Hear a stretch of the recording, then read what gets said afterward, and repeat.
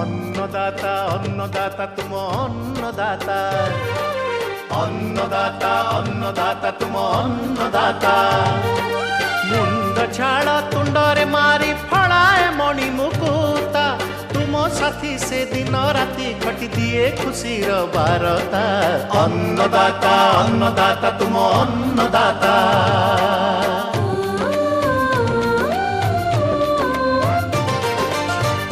प्रणाली रे चाष करिले 100 गुणा हुए अमल सुचाई दिए अन्नदाता शस्य रक्षण पशुपालन देई ज्ञानर आलोक आगे निए अन्नदाता ओडिया चाषी को भारत मार मुकुट करिबा लागी सदा सर्वदा करी जाग्रत सहाय हुए अन्नदाता अन्नदाता अन्नदाता तुम अन्नदाता अन्नदाता अन्नदाता तुम अन्नदाता।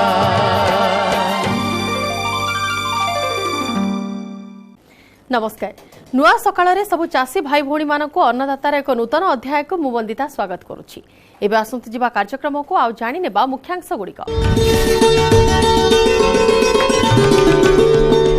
विभिन्न फसल रे समूत खाद्य सार परिचालना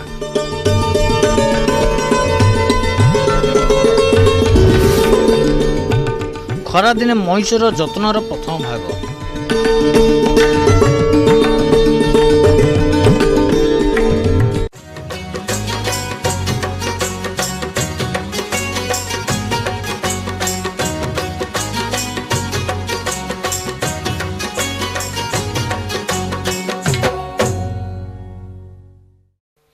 फसल रु अधिक अमल पाइबा पई हेले सुषम सारर व्यवहार करबा अत्यंत दरकार। जमी को उर्वर रखिबा पई एवं अधिक उत्पादन करबा पई खत और रासायनिक सार एवं स्थल विशेष रे मृत्तिका संशोधनकारी पदार्थ प्रयोग करा जाए।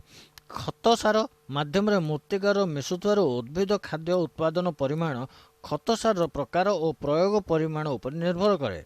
तेबे आज आसंतु जानिबा विभिन्न फसल रे समन्वित पद्धति रे खाद्य सार परिचालना।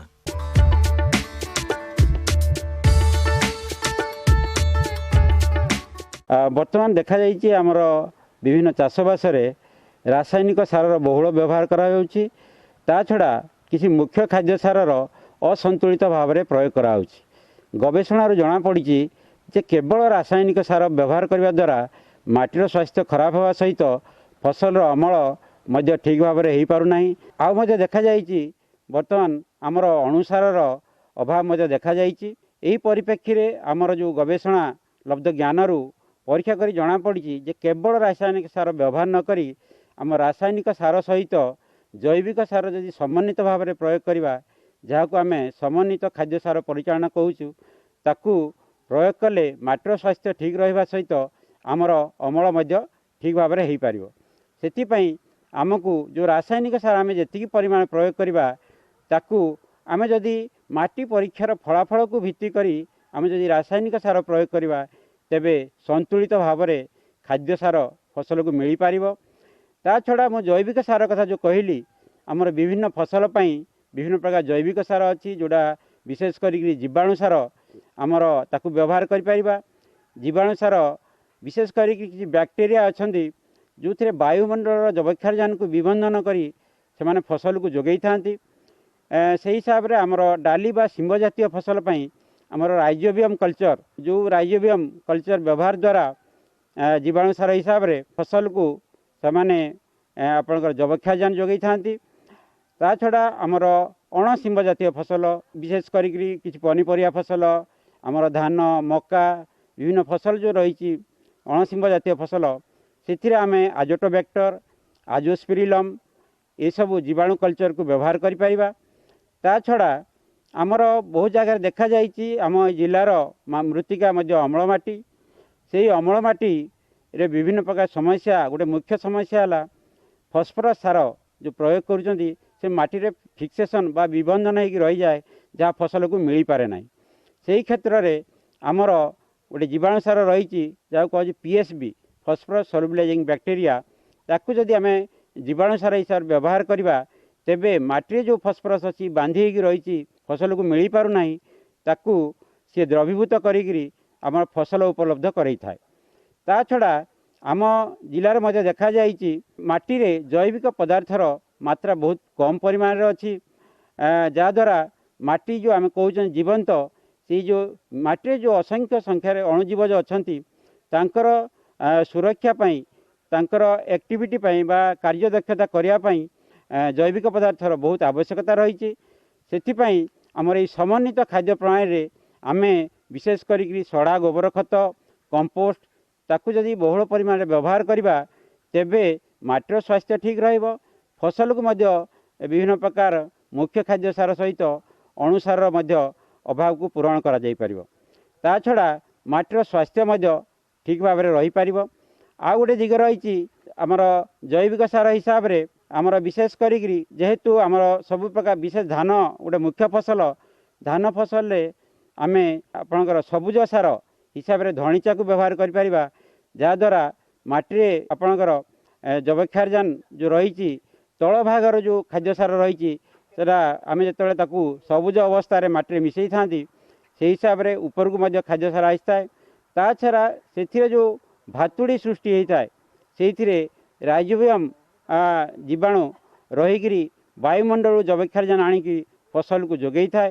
ସେଥିପାଇଁ ଆମେ ଯଦି ବିଶେଷ କରି ଧାନ ଫସଲରେ ଧଣିଚାକୁ ଯଦି ସବୁଜ ସାର ହିସାବରେ ବ୍ୟବହାର କରିବା ତେବେ ଏ ଯେଉଁ ରାସାୟନିକ ସାର ବ୍ୟବହାର ମାତ୍ରା ଆମେ କମାଇ ପାରିବା।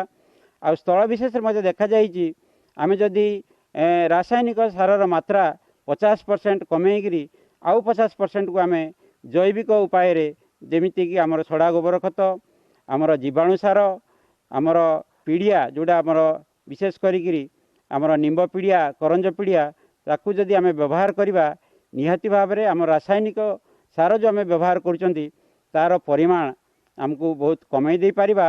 ଆଉ ପରୀକ୍ଷାର ମଧ୍ୟ ଆମେ ଗବେଷଣାର ମଧ୍ୟ ଦେଖାଯାଇଛି କେବଳ ରାସାୟନିକ ବ୍ୟବହାର କରି ବହୁ ଚାଷୀ ଭାଇମାନେ ମଧ୍ୟ ଏହି କ୍ଷେତ୍ରରେ କହୁଛନ୍ତି ଯେ ଆମର ମାଟି ଟାଣ ହେଇଯାଉଛି, ମାଟି ଖପରା ହେଇଯାଉଛି, ମାଟିର ଉତ୍ପାଦିକତା ଶକ୍ତି କମିଯାଉଛି। ତାର ମୁଖ୍ୟ କାରଣ ହେଲା ଏହି ଅସନ୍ତୁଳିତ ଭାବରେ ଖାଦ୍ୟସାର ପରିଚାଳନା। ସେଥିପାଇଁ ଆମକୁ ସମନ୍ୱିତ ଭାବରେ ଏହି ରାସାୟନିକ ସାର ସହିତ ଜୈବିକ ସାରର ପ୍ରୟୋଗ କରିବାକୁ ପଡ଼ିବ।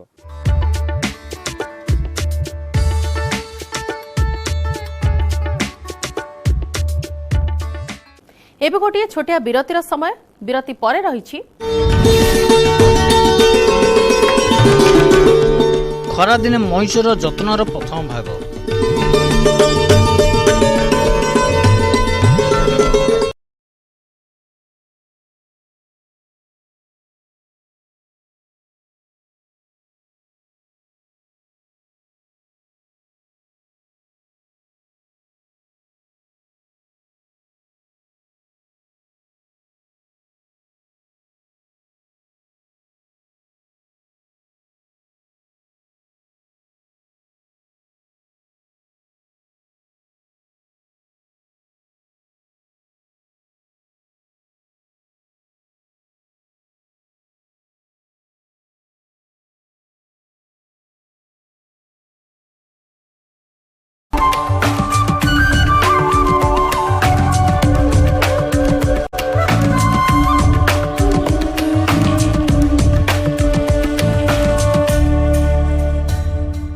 ବିରତି ପରେ ଆପଣଙ୍କୁ ପୁଣି ଥରେ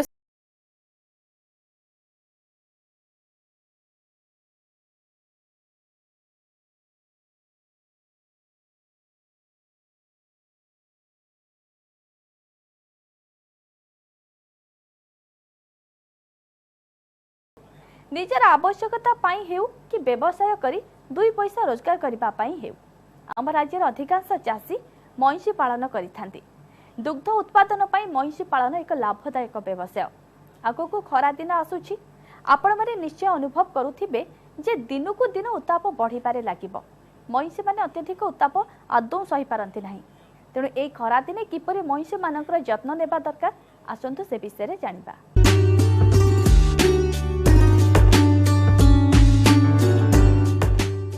देखो बर्तमान हूँ एप्रिल मास, प्राय मध्य एप्रिल मास। बर्तमान 40 डिग्री टेम्परेचर सबुआड़ जगह प्राय तापमात्रा सबुआड़ जगह हो सारा। तेणु यही समय जो माने बर्तमान आमर दुग्ध उत्पादन उद्देश्य ଗାଈ ଗୋରୁ ରଖିଛନ୍ତି ବା ମଇଁଷି ରଖିଛନ୍ତି ବା ଛେଳି ମେଣ୍ଢା ରଖିଛନ୍ତି, ଛେଳି ମେଣ୍ଢା ମାଂସ ଉଦ୍ଦେଶ୍ୟରେ ରଖିଛନ୍ତି, ତାର ଦେଖନ୍ତୁ ବର୍ତ୍ତମାନ ଆପଣ ଜନଜୀବନ ବି ଅସ୍ତବ୍ୟସ୍ତ ହୋଇସାରିଲାଣି। ତେଣୁ ସେହି ସମୟରେ ଆପଣମାନେ ଏଇ ଯେଉଁ ପଶୁଜନ୍ତୁ ରଖିଛନ୍ତି ଦୁଗ୍ଧ ଉତ୍ପାଦନ ଉଦ୍ଦେଶ୍ୟରେ ହେଉ ବା ମାଂସ ଉତ୍ପାଦନ ଉଦ୍ଦେଶ୍ୟରେ ହେଉ, ତାର କିପରି ଯତ୍ନ ନେଇପାରିବେ ସେଇ ବିଷୟରେ ମୁଁ କିଛି ଆପଣଙ୍କୁ କହିବାକୁ ଯାଉଛି। ଦେଖନ୍ତୁ ମଇଁଷି କଳା ରଙ୍ଗ, ତେଣୁ କଳା ରଙ୍ଗ ହିସାବରେ ତାଙ୍କର କ'ଣ ହୁଏ, ତାଙ୍କ ଦେହରେ ହିଟ୍ ଅଧିକା ଅବଜର୍ଭ ହୁଏ। ତେଣୁ ମଇଁଷିଙ୍କର ଗୋଟେ ହାବିଟ୍ ରହୁଛି, ସେମାନେ ଖରା ସମୟଟା ମୁଖ୍ୟ ଖରା ସମୟଟା ସେମାନେ ପାଣିରେ ପଡ଼ିକି ରହନ୍ତି। ତେଣୁ ସେଇଟା ଗୋଟେ କୁଲିଂ ଇଫେକ୍ଟ ତାଙ୍କର, ଯେ ସେମାନେ କେମିତି ନିଜ ବଡିକୁ କୁଲ୍ କରିବା ପାଇଁ ସେ ସେମିତି ପାଣିରେ ପଡ଼ିକି ରହନ୍ତି, ତାପରେ ଉଠିକି ଆସନ୍ତି। ଆପଣ ଆମର ସମସ୍ତେ ଚାଷୀ ଭାଇମାନେ ଏଇଟା ଯେଉଁମାନେ ମଇଁଷି ରଖିଛନ୍ତି, ଚାଷୀ ଭାଇମାନେ ଏଇ ହାବିଟ୍ ସହିତ ସମସ୍ତେ ଆକ୍ୱେଣ୍ଟେଡ୍, ସମସ୍ତେ ଜାଣିଛନ୍ତି ଏବଂ ପ୍ରାୟ ମଇଁଷିକୁ ସେମାନେ ଗାଧେଇ ଦିଅନ୍ତି, ଗାଧେଇ ଦେଲା ପରେ ସଫା କରନ୍ତି, ସଫା କରିକି ଆଣି ରଖନ୍ତି। ଏତିକ ବ୍ୟତୀତ ଆଉ ଅଲଗା କ'ଣ ଦରକାର ସେଇଟା ମୁଁ କହୁଛି। ଆପଣ ଜାଣନ୍ତି ମଇଁଷି, ଆପଣ ଗୋଟେ ବଡ଼ ମଇଁଷି ଦିନକୁ 150ରୁ 180 ଲିଟର ପାଣି ଦରକାର କରେ ପିଇବା ପାଇଁ। ଖରାଦିନ ପାଇଁ ଏଇଟା ବହୁତ ବଢ଼ିଯାଏ, ଆପଣ 180 ଲିଟର ହାଇ ସାଇଡ଼୍ରେ ରହିବ ଏବଂ ଶୀତ ଦିନେ ସେଇଟା ଟିକେ କମିଯାଏ 150 ଲିଟର, ବର୍ଷା ଦିନେ ମଧ୍ୟ ସେ ଅନୁସାରେ କମିଯାଇଥାଏ। ତେଣୁ ଖରାଦିନେ ପ୍ରଥମ 3ଟି ଜିନିଷ ଆମକୁ ଦରକାର, କେମିତି ଆମେ ମ୍ୟାନେଜମେଣ୍ଟ କରିପାରିବା, ମଇଁଷିଟା ସୁସ୍ଥ ରହିପାରିବ ଏବଂ ତାର ଅପ୍ଟିମମ୍ ମିଲ୍କ ଇଲ୍ଡ, ମାନେ ଯେଉଁ କ୍ଷୀର ତାର ଯେଉଁ ଉତ୍ପାଦନ, ଦୁଗ୍ଧ ଉତ୍ପାଦନଟା ଠିକ୍ ରହିପାରିବ। ସେଥିପାଇଁ 3ଟି ଜିନିଷ ଆମ ମୁଖ୍ୟତଃ ଆମକୁ ଦେବାକୁ ପଡ଼ିବ, ତା ବିଷୟରେ ଆମକୁ ଦାୟିତ୍ୱ ନେବାକୁ ପଡ଼ିବ। ଏକ ହେଉଛି, ପ୍ରଥମ କଥା ହେଉଛି କ୍ଲିନ୍ ଡ୍ରିଙ୍କିଂ ୱାଟର ସପ୍ଲାଏ, ଯେଉଁଟା ଆପଣ କହୁଛନ୍ତି। ସେଥିପାଇଁ ଭଲ, ବର୍ତ୍ତମାନ ପ୍ରଥମ କଥା ହେଉଛି ଆପଣ ଯେମିତି ହିସାବ କରିବେ 180 ଲିଟର ପାଣି ଦିନକୁ 3 ଥର ଆପଣ ଦେବେ କି 4 ଥର ଦେବେ, ଏହି ସମୟରେ ଆପଣ ତାକୁ ଯେମିତି 180 ଲିଟର ପାଣି ପର୍ଯ୍ୟନ୍ତ ଯିବ ବା ଅଧିକା ହେଇପାରିବ, କମ୍ ହେବନି। ଏଇଟା ଗଲା ଗୋଟେ କଥା। ଦ୍ୱିତୀୟ କଥା ହେଉଛି, ତା ପାଇଁ ଯେଉଁମାନେ ସବୁ ମଇଁଷି ପ୍ରାୟ ରଖନ୍ତି, ତ ଲୋକ ବାହାରେ ରଖିବା ହାବିଟ୍ ରଖିଛନ୍ତି, ମଇଁଷିକୁ ଆପଣମାନେ ଜାଣିଛନ୍ତି ସମସ୍ତେ ମଶାରୀ ପକାଇବା ବ୍ୟବସ୍ଥା କରନ୍ତି, ମଶା ନେବା ପାଇଁ ପ୍ରାୟ ବାହାରେ ରଖିଛନ୍ତି, ମଶାରୀ ବ୍ୟବସ୍ଥା କରିଛନ୍ତି ଆପଣମାନେ, ପ୍ରାୟ କରୁଛନ୍ତି। କିନ୍ତୁ ଯେଉଁମାନେ ସେଡ଼୍ କରିଛନ୍ତି, ତାଙ୍କ ପାଇଁ ମଇଁଷି ସେଡ଼୍ କରିଛନ୍ତି ବା ଗୁହାଳ କରିଛନ୍ତି, ତା ପାଇଁ ଆପଣଙ୍କର ପ୍ରଥମ କଥା ହେଉଛି ସେମିତି 2ଟା ଜିନିଷ ଆମର ଦରକାର।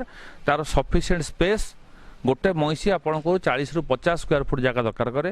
ତେଣୁ ସେଇ ଅନୁସାରେ ଆପଣ ତାକୁ ସ୍ପେସ୍ ଦେବେ। ବର୍ତ୍ତମାନ ଓଭର କ୍ରାଉଡିଂ ଯେମିତି ହେବ ନାହିଁ, ସେଇଟା ହେଲା ମୁଖ୍ୟ କଥା। ଯେହେତୁ ଖରାଦିନ, ଓଭର କ୍ରାଉଡିଂ ହେଲେ ସ୍ୱେଟିଂ ଅଧିକା ହେବ, ଆପଣଙ୍କର ଇଲ୍ଡ ମଧ୍ୟ କମିବ, କ୍ଷୀର ଦୁଗ୍ଧ ଉତ୍ପାଦନ ମଧ୍ୟ କମିଯିବ। ତେଣୁ ଆପଣମାନେ କ'ଣ କରିବେ, ତାକୁ ସଫିସିଏଣ୍ଟ ସ୍ପେସ୍ ସପ୍ଲାଏ କରିବେ ଏବଂ ଗୁହାଳ ଉପରେ ଆପଣ ନଡ଼ା ତାକୁ ଉପରେ ପକାନ୍ତୁ। ଯଦି ଆଜବେଷ୍ଟସ୍ ଗୁହାଳ ଅଛି, ନଡ଼ା ଉପରେ ଛାଉଣି କରନ୍ତୁ, ଛାଉଣି କରି ସେଥିରେ ପାଣି ଛିଞ୍ଚିବା ବ୍ୟବସ୍ଥା କରନ୍ତୁ, ଯେମିତି ଭିତରଟା ବି ଥଣ୍ଡା ରହିବ ଏବଂ ପାଣି ଆପଣଙ୍କର ଭେଣ୍ଟିଲେସନ୍ ମଧ୍ୟ। ତୃତୀୟ ଜିନିଷ ହେଉଛି ଭେଣ୍ଟିଲେସନ୍ ଠିକ୍ରେ ହେଉଥିବା ଦରକାର। ତେଣୁ ସେଥିପାଇଁ ଆପଣ କ'ଣ କରନ୍ତି, ଆମର ଯେଉଁ ମଇଁଷି ଗୁହାଳର ତିଆରି କରାଯାଏ, ସେଇଥିରେ କେମିତି କରାଯାଏ, ମ୍ୟାକ୍ସିମମ୍ ତାର 20 ଫୁଟ ଚଉଡ଼ା ରଖାଯାଏ। ଲମ୍ବା ଆପଣଙ୍କ ରିକ୍ୱାରମେଣ୍ଟ ଅନୁସାରେ ଆପଣ କେତେଟା ମଇଁଷି ରଖୁଛନ୍ତି, ସେଇ ଅନୁସାରେ ଆପଣଙ୍କର ତାର ଲମ୍ବା ରଖାଯାଏ। ମ୍ୟାକ୍ସିମମ୍ 20 ଫୁଟ ଆପଣ ଯେଉଁ କହିଲି ମୁଁ ସେ କଥା, 20 ଫୁଟ କାହିଁକି ରଖାଯାଏ, କେବଳ ଭେଣ୍ଟିଲେସନ୍ ପାଇଁ। 20 ଫୁଟ ଯଦି ଅଧିକା ଚଉଡ଼ା କରିଦେବେ, ତାହେଲେ ଭେଣ୍ଟିଲେସନ୍ ଠିକ୍ରେ ହେବ ନାହିଁ। ଆଉ ସବୁବେଳେ ସେଇ ଆଗରୁ ମଧ୍ୟ ମୁଁ ଗୋଟେ ଇଏରେ କହିଛି ଯେ ସବୁବେଳେ ତାର କାନ୍ଥଟା ଇଷ୍ଟ ୱେଷ୍ଟ ଡିରେକ୍ସନରେ ରହିବ, ପୂର୍ବ ପଶ୍ଚିମ ଦିଗରେ ରହିବ। ଯେଉଁ ଜାଲି ଲଗାନ୍ତୁ ବା ଖୋଲା ରଖିଥାନ୍ତୁ, କିଛି ଅସୁବିଧା ନାହିଁ। ଯଦି ବାନ୍ଧିବା ପାଇଁ ସୁବିଧା ଅଛି, ସାଇଡ଼୍ରେ ମଧ୍ୟ ଖୋଲା ରଖିଛନ୍ତି, କିଛି ଜାଗା 3 ଫୁଟ ଉଠେଇକିରି ଉପରଟା ଖୋଲା ରଖିଛନ୍ତି, ସେଥିରେ ମଧ୍ୟ ଚଳିବ, କିଛି ଅସୁବିଧା ନାହିଁ। ସେଥିରେ ଆପଣ ଭେଣ୍ଟିଲେସନ୍ ଠିକ୍ରେ ହେଇପାରିବ। 20 ଫୁଟରୁ ଅଧିକା ଚଉଡ଼ା କରାଯାଏ ନାହିଁ। ସ୍ପେସ୍ ରିକ୍ୱାରମେଣ୍ଟ ଠିକ୍ ଥିବ ଏବଂ ଭେଣ୍ଟିଲେସନ୍ ଠିକ୍ ଥିବ, ତାଦ୍ୱାରା ଆପଣଙ୍କର ଆଉ ମଇଁଷିଙ୍କର ଯେଉଁ ହିଟ୍ ଷ୍ଟ୍ରେସ୍ ଗୋଟେ ଜିନିଷ ହୁଏ, এই ଖରାଦିନେ ଗୋଟେ ଜିନିଷ ହୁଏ, ମୁଖ୍ୟ କଥା ହେଉଛି ହିଟ୍ ଷ୍ଟ୍ରେସ୍ ବା ହିଟ୍ ଷ୍ଟ୍ରେସ୍ ହେବାକୁ ଆଉ ପଡ଼ିବ ନାହିଁ। ତାପରେ ଦ୍ୱିତୀୟ କଥା, ଯଦି ଆପଣ ଦେଖିଲେ, ଇଏ ହେଉଛି ଆପଣଙ୍କର ଯତ୍ନ ହିସାବରେ କହିଲି। ତାପରେ ଟ୍ରିଟମେଣ୍ଟ କଥା ମୁଁ କହିବି। ଆପଣ ବାହାରେ ବର୍ତ୍ତମାନ ବହୁତ ସମୟ ଧରି ମଇଁଷି ଆପଣ ଚରିବାକୁ ନେଇଛନ୍ତି ଖରା ସମୟରେ, ତେଣୁ ପ୍ରଥମ କଥା ହେଉଛି 11ଟାରୁ 3ଟା ଭିତରେ ବାହାରେ ମଇଁଷିଙ୍କୁ ଚରିବାକୁ ନିଅନ୍ତୁ ନାହିଁ। ସେଇଟା ହେଉଛି ସବୁଠୁ ବଡ଼ କଥା। ବର୍ତ୍ତମାନ 11ଟାରୁ 3ଟା ଭିତରେ, ଏବେ 4ଟା ପର୍ଯ୍ୟନ୍ତ, ଏବେ ବି ଆପଣ ଇଏ କରିବେ, 11ଟାରୁ 4ଟା ପର୍ଯ୍ୟନ୍ତ ମଧ୍ୟ ଆପଣ ନିଅନ୍ତୁ ନାହିଁ। କାରଣ ମଇଁଷିଙ୍କର ହାବିଟ୍ ହେଉଛି ଥଣ୍ଡା ସମୟରେ ଖାଇବା। ଯେତେବେଳେ ଆପଣ ଦେଖିବେ ଥଣ୍ଡା ସମୟ ଥିବ, ତାକୁ କୁଲ୍ କ୍ଲାଇମେଟ୍ ଥିବ, ତାମାନେ ସେଇଟା କେତେବେଳେ, ସକାଳେ ବା ସନ୍ଧ୍ୟାରେ। ତେଣୁ ମଇଁଷିଙ୍କର ସେଇଭଳିଆ ହାବିଟ୍ ଥାଏ, ସେମାନେ ସକାଳେ ହିଁ ଚରନ୍ତି, ମାନେ ସକାଳେ ଭୋରରୁ ପୁରା ଚରନ୍ତି ଏବଂ ତାକୁ ଆପଣମାନେ ଜାଣିଛନ୍ତି 11ଟା ସୁଦ୍ଧା ଘରକୁ ନେଇ ଆସିବେ। 11ଟାରୁ 4ଟା ଭିତରେ, ତା ଭିତରେ ଆପଣ କ'ଣ କରିବେ, ଯେଉଁ ବାହାରେ ଆସିକି ରହିଲା ପରେ କିଛି ସମୟ ହଠାତ୍ ପାଣି ଦେବ ସ୍ପ୍ରିଙ୍କଲିଂ କରିବେ ନାହିଁ।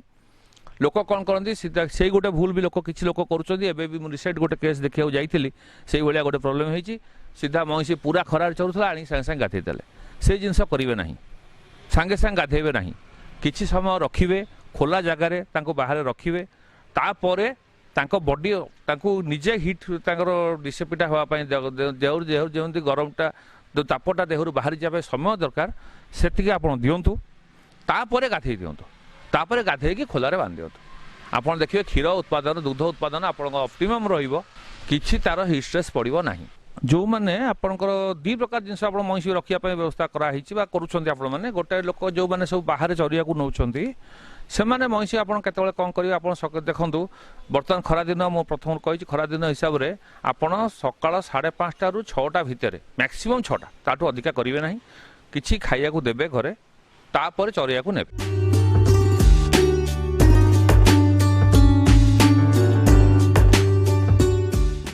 एबे गोटे छोटिया विरतिर समय विरति परे रहिछि खरादिने माछ पोखर परिचालना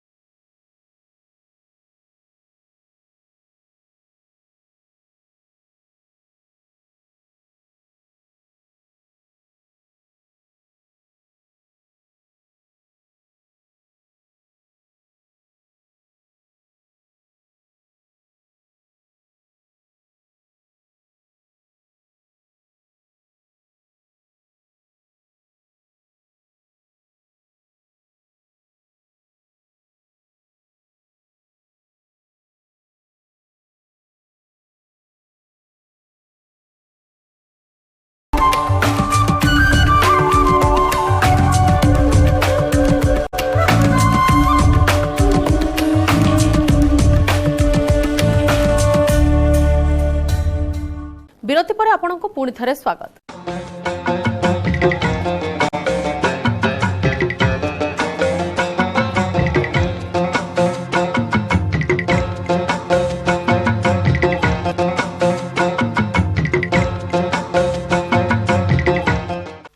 दर्शक बंधु आम राज्यर उपकूलवर्ती अंचल धान पान मीन प्रसिद्ध हेले समुद्र कूल बास करुवा लोक मैंने एथुरु माछ मारी बिक्री करुवा बेले उपकूलवर्ती खालुआ जमी मानकर पोखरी खोली व्यवसाय भितर मधुर माछ करी मध्य किछि चाषी भाई माने उपकृत हेलाणी।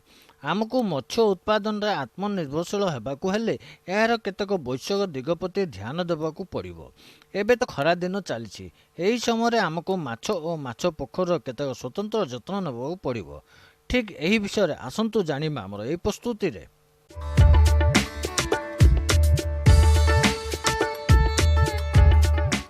खरा दिने माछ पोखर परिचालना बढ़ुची ताती नदी पोखर जलस्तर मध्य कमिलाणी। एहिभଳି स्थितिरे माछ मानकु मृत्यु आशंका यथेष्ट अधिक। माछ मरिबा कारणरू चाषींकु मध्य अनेक क्षति सहिबाकू पड़िथाए। एथिपई खरा दिने माछ पोखर उपयुक्त परिचालना जरूरी, जहा द्वारा माछर मृत्युहार कमिबा सह चाषी आर्थिक क्षतिरू मुक्ति पाई परिबे। जलस्तर मात्रा माछ चाष करुथुवा पोखरी जलस्तर अतिक्रम 6 फुट रहिबा दरकार।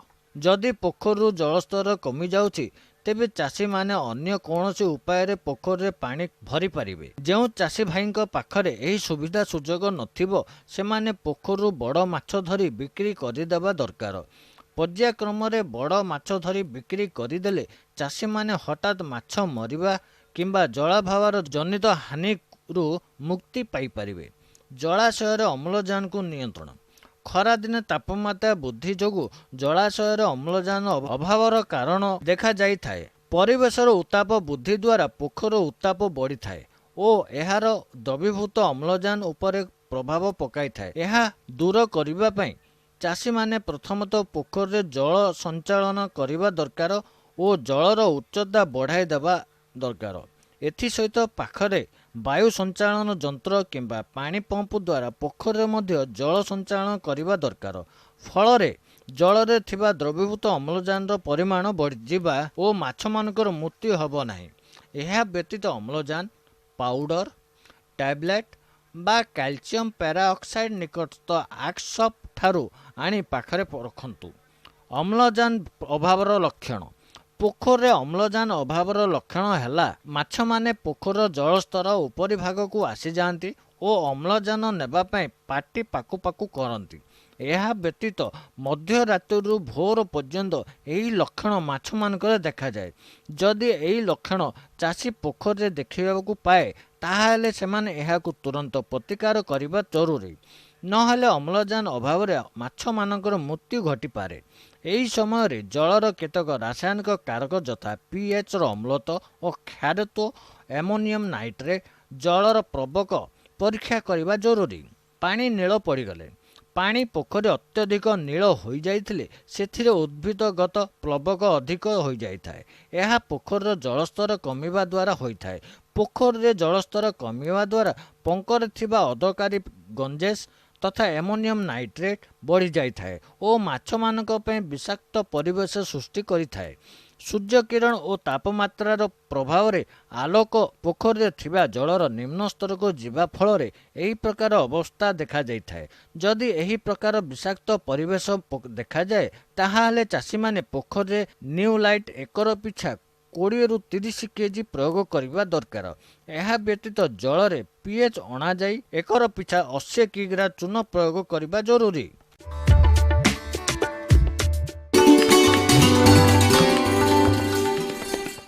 आजिर अन्नदाता आपणक सेवा सोपान रे कहा प्रश्नर उत्तर रही आसंतु जानिबा। आजिर अन्नदाता कार्यक्रम निःशुल्क फोन सेवा माध्यम बालेश्वर जिलार सोर ग्रामर चाषी मानस कुमार साहू से नलिता फसल समस्त परिचालन विषय किसी तथ्य जानवा चाहते। तेबे आज आसंतु जानिबा हमर ए प्रस्तुति को।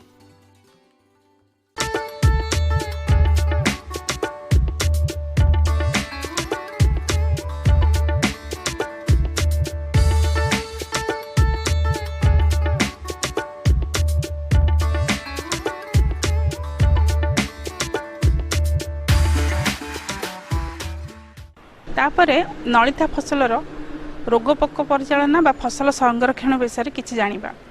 अन्यान्य फसल भली नलिता मध्य अनिष्टकारी कीट और रोग द्वारा आक्रांत होइथाय। समयोपयोगी संरक्षण व्यवस्था ग्रहण कले फसल रोगपोक मुक्त रहिबा सहित यह अमल वृद्धि रे सहायक होइथाय।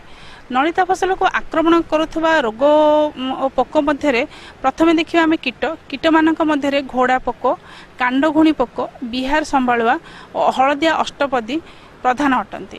प्रथम जानिबा घोड़ा पोक विषय रे।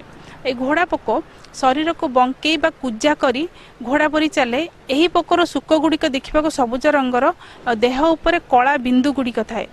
यह पत्र रे बड़ बड़ कणा करी धारर पोक खिया चिन्ह कीट आक्रमण सूचना दिए। गछ छोट थिबा अवस्था रे एही पोक अधिक क्षतिग्रस्त होइथाय। तापरे देखिबा कांडघुणी पोक। एही पोकर सुकर देह फिका हलदिया अटे एवं पूर्णांग कीटर अग्रभाग छुंची मुन भली एक वक्र शुंड भली थाए। यह कांडरे कणा करी प्रवेश करथांती और भीतर अंश को खाआंती। कांडरे कणाटी क्रमे क्रमे बड़ होई गछर रस सुखी जाए एवं सेही जगार एक गंठी भलिया होई जाए। तो आक्रांत गछर अंश सुखी जाए और से स्थान जो झोट बाहर से स्थान अमल करने समय झोट छिंडी जाए जहाँफल झोटर गुणात्मक मान कमी जाए। जून मासरे वर्षा आरंभ होगा यही कीट आक्रमण करिथाए। एही पोकर शरीर लोहित वर्ण और से कला चिन्ह थाए एवं समग्र शरीर असंख्य पाउंसिया लोम द्वारा आच्छादित होता है। यह केवल प्रशिरा को बाद दे संपूर्ण रूप गछर पत्र को खाई दे थाए जहाँफल आक्रांत क्षेत्र में गछ पत्र शून्य हो जाए। तापरे हलदिया अष्टपदी जहाँ इंग्राजी रे माइट बोली कहती। यह जून प्रथम सप्ताह जुलाई शेष पर्यंत फसल रे देखा दियंती। यह अत्यंत क्षुद्र पत्र तले रही यह पत्र रोष शोषि नहीं थाए जेगुड़िक मोचा हो जाए थाए। पत्र गुड़िक तल आड़ू मोड़ी हो फल यह ओलटा डंगा सदृश प्रतीयमान होता है। यह फल गछर वृद्धि बंद हो जाए। वर्षा कमी जाए जलवायु उत्ताप बढ़िले यही अष्टपदीर प्रादुर्भाव बहुत बढ़ी जाए। तापरे नलिता फसल रे समन्वित पोक नियंत्रण कांडघुणी पोक, बिहार संभालुआ पोक और कियारी नलिता अमल पर गछ मूल सुखिला पत्र इत्यादि एकाठी करी यह पोड़ी देले क्षतिकारक कीट गुड़िक कोषा गुड़िक नष्ट हो जाए जहाँ फल कीटर प्रादुर्भाव कमी जाए। एतद व्यतीत खराटिया चाष कले घोड़ा पोक, बिहार संभालुआ कोषा माटी भितर पदा को बाहरी प्राकृतिक उपाय भी नष्ट हो जाए। मार्च मासरे नलिता बुड़िले घोड़ापोक दाउरू रक्षा मिले। एप्रिल शेष किंबा मे प्रथम सप्ताह बुणा जाइथिबा नलिता फसल रे हलदिया अष्टपदी बा कांडघुणी पोक कम क्षतिकर। घोड़ापोक आक्रांत फसल रे 1 लिटर पानी रे 4 मिलीलीटर निम्ब तेल गोलाई पत्र सिंचन करने आवश्यक। रासायनिक पद्धति देखा हेले आवश्यक हेले पोक दमन निमित्त 1 लिटर पानी रे 1.5 मिलीलीटर बा 1.5 मिलीलीटर प्रोफेनोफॉस बा 0.2 मिलीलीटर इमिडाक्लोप्रिड मिसाई पत्र सिंचन करने आवश्यक। अष्टपदी पोक किंबा अष्टपदी पोक किंबा माइट अधिका हेले एकर प्रति 400 मिलीलीटर डाइकोफोल 200 मिलीलीटर पानी रे मिसाई सिंचन करने आवश्यक। नलिता फसल को आक्रमण करुवा रोग मध्य चेर सड़ा, मूल सड़ा और कांड सड़ा रोग प्रधान अटे। प्रथम देखा चेर सड़ा रोग। ए चेर सड़ा रोग गछर मूल भाग को आक्रमण करिथाए। आक्रांत गछ प्रथमे झाउलिबा आरंभ करे। गछर सबुज अंश क्रमे परिवर्तन होई बादामी और कला रंगर होइथाए और गछ क्रमशः झाउली जाए। तापर मूल सड़ा रोग। ये मूल सड़ा रोग रे कौन हुए? गछर मूल भाग रे बादामी रंगर दागमान देखा जाए और आक्रांत स्थान तंतु छाड़ी तंतु गुड़िक बाहर को देखा देइथाए। यही तंतु बादामी रंगर हुए एवं से धला रंगर कबक जाल देखा जाए, जहाँ फल नलितार गुणात्मक मान कमी जाए। आपरे कांड सड़ा रोग। जमीर अधिक पानी रे जमी रहिले यही रोग अधिक हुए। यही रोग चारा अवस्था रे हेले चारा गछ झाउणी जाए। आक्रांत पत्र और कांडरे कला दाग देखा जाए। यही रोग द्वारा मरी जाइथिबा गछ कला सुखिला डांग भली दूररू देखा जाइथाए। तापरे आनिबा समन्वित रोग परिचालना। समन्वित रोग परिचालन रे कौन करा जा पड़िबो? भल भाव में खराटिया चाष विभिन्न रोगर फिंपी गुड़ी को नष्ट कर दे थाए। ए खराटिया चाष उभय रोग और पोक पाई बहुत हितकारी अटे। आक्रांत जमी अधिक पानी जमी रहा अनुचित। एप्रिल मास मध्य भाग में बुणा जाइथिबा फसल रे चेर, मूल और कांड सोढ़ा रोग कम होता है। तेणु नलिता शीघ्र बुणीदेवा उचित। बिहन बुणीबा पूर्व प्रति किलोग्राम पिछा 2 ग्राम कार्बनडाजिम बा 3 ग्राम थीराम मिसाई बिहन विशोधन करागले प्रथम अवस्था रे होउथिबा रोग दाउरू रक्षा मिलता है। द्वितीय, अनुमोदित हार रे पोटास सार प्रयोग कले गछर रोग प्रतिरोधक शक्ति बढ़ी थाए, जहाँ फल रे रोगर प्रादुर्भाव कम होता है।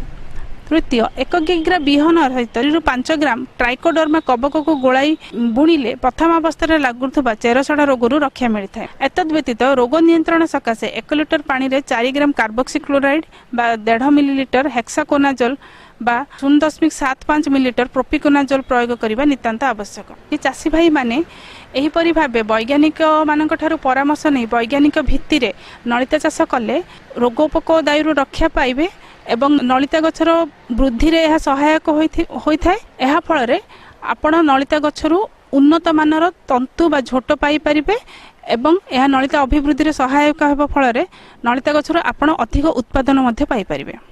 आपणक समस्या किंबा मतामत को आम निःशुल्क फोन रे निश्चय पचारंतु। समय अपराह्न 4 ରୁ 5टा आउ नंबर हैला 18008892 आपणक चाष समस्या सफलता किंबा मतामत आमको एही ठिकाना रे जणाई परिबे। ठिकानाटी हैला प्रोड्यूसर अन्नदाता news 18 Odia SP3 building Ramoji film city Hyderabad 501512। आमर ईमेल ठिकाना हेउछि p18annadaataoria@nw18.com। समय इशारा देलानी कार्यक्रम को एठी रखुछु। काली आउ किछि नुवा तथ्य नै करी आसीबु। देखिबाको जमारो भूलिबेनी। ठीक एई समय रे विदाय दियंतु। नमस्कार।